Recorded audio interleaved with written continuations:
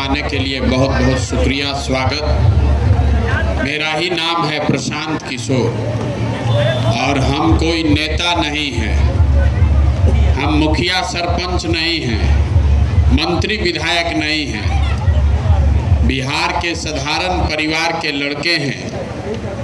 माता पिता का आशीर्वाद है, ऊपर वाले की कृपा है, जीवन में कुछ हासिल कर लिए।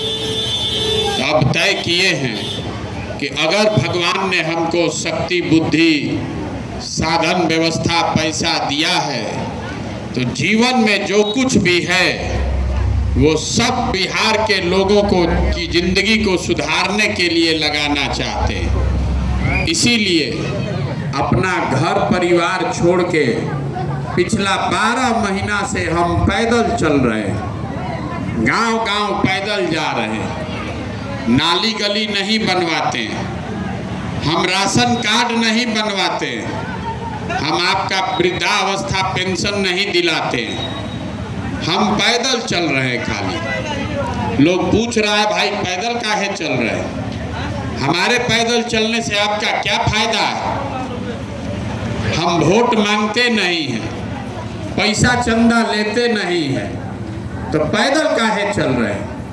पैदल इसलिए चल रहे हैं कि जिस समाज में लोगों की जिंदगी को सुधारना चाहते हैं, कम से कम एक बार अपनी आंख से जाकर देखना चाहते हैं कि आप और आपके बच्चे किस कठिनाई और किस परेशानी में जी रहे हैं। जो नेता आया उसने यही कहा कि हमको वोट दे दीजिए, हम आएंगे तो ठीक कर देंगे। आप पिछला 50 बरिस से सबको वोट देकर देख लिए। 40 बरस तक आपने कांग्रेस को जिताया, 15 बरस तक लालू जी मुख्यमंत्री रहे, 17-18 साल से नीतीश कुमार मुख्यमंत्री हैं। दिल्ली में आपने मोदी जी को भी बैठा कर देख लिया। आपका और आपके बच्चों का जीवन नहीं सुधरा। तो अब भाई प्रशांत किशोर आए हैं, हम पर भरोसा कीजिएगा, हमको वोट दीजिएगा, तो इसका क्या गारंटी है कि हम आपके साथ धोखा नहीं करें? हम भी आपके साथ धोखा कर सकते हैं, इसीलिए हम वोट मांगते ही नहीं हैं। आपको ये बताने आए हैं कि आप अपने दम पर कैसे अपने गरीबी से निकल सकते हैं। आप सारे समय यही सोचते हैं किसको वोट दें कि हमारा जीवन सुधरेगा।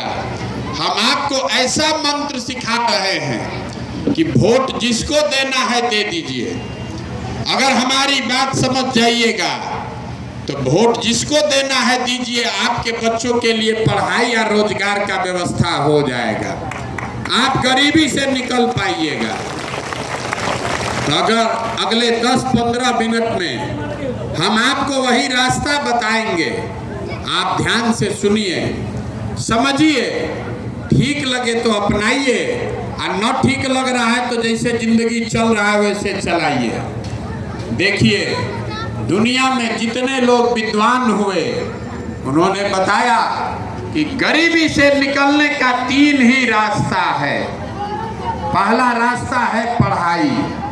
अगर आपका बाल बच्चा पढ़ लिख जाए, पढ़ लिख के नौकरी पा जाए, तो उससे उसका जीवन सुधर सकता है। दूसरा रास्ता है जमीन। अगर आप पढ़े लिखे नहीं हैं, आपके पास जमीन हो तो खेती किसानी करके भी आप अपना जीवन सुधार सकते हैं। और तीसरा रास्ता है पैसा, पूंजी। अगर आप पढ़े लिखे नहीं हैं, आपके पास जमीन भी नहीं है, लेकिन अगर पैसा हो तो कोई ना कोई छोटा मोटा रोजी रोजगार व्यापार करके आप अपना जीवन सुधार सकते हैं। बिहार में आप ध्यान से देखिएगा, अपने गांव में जाकर देख लीजिए, यहाँ ज्यादातर लोगों के पास ये तीनों में तीनों सुविधा नहीं है। आपके जो बच्चे हैं, गरीब का जो बच्चा है वो पढ़ने जाता है तो पढ़ाई नहीं करता है, खिचड़ी खा के घर आता है। आप में से कुछ लोग हैं जो अपने बच्चों को प्राइवेट स्कूल में पढ़ा रहे हैं, कोचिंग ट्यूशन करा रहे हैं, आपके बच्चों का भी भला होने वाला नहीं है। स्कूल आप भले प्राइवेट में पढ़ा दीजिए, कॉलेज उसको सरकारी में ही जाना पड़ेगा। तो नीतीश कुमार के इस राज में स्कूल से खिचड़ी बट रहा है और कॉलेज से डिग्री बट रहा है, पढ़ाई दोनों में कहीं नहीं हो रहा है। तो जब आपका बच्चा पढ़ेगा ही नहीं तो उसको कोई दुनिया में डॉक्टर, इंजीनियर, कलेक्टर नहीं बना सकता है, उसको जीवन भर मजदूरी ही करना पड़ेगा। तो यहाँ ज़्यादातर लोगों के बच्चों के पास पढ़ने का साधन सुविधा नहीं है। तो मान लीजिए पढ़ाई नहीं है, दूसरा रास्ता आपको बताया जमीन का। खेती करके आपका जीवन क्यों नहीं सुधर रहा है? वो इसलिए कि बिहार में जो हम लोग 100 लोग अगर रहते हैं तो 100 में 60 आदमी ऐसा है जिसके पास जमीन है ही नहीं। आप अपने गांव में भी देख लीजिएगा, अगर 100 आदमी रहता है तो 100 में 60 आदमी के पास जमीन है ही नहीं। और जो 40 आदमी के पास जमीन है, खेती कर रहा है, उसमें 35 आदमी ऐसा है जो 2 बीघा से कम का मालिक है। तो जो आप हम यहाँ खेती करते हैं, ये कमाने वाला खेती नहीं है, ये खाने वाला खेती है। आपके खेत में उतना ही उपज रहा है कि आपके बाल बच्चे का पेट भर जाए, उससे कमाने का रास्ता नहीं है।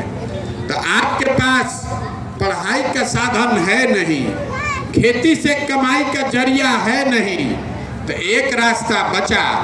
अगर आपके पास पैसा होता तो सरकार जाए चूल्हा भाड़ में, आपके पास पैसा होता कुछ नहीं करते, 4 गो गाय भैंस पाल लेते।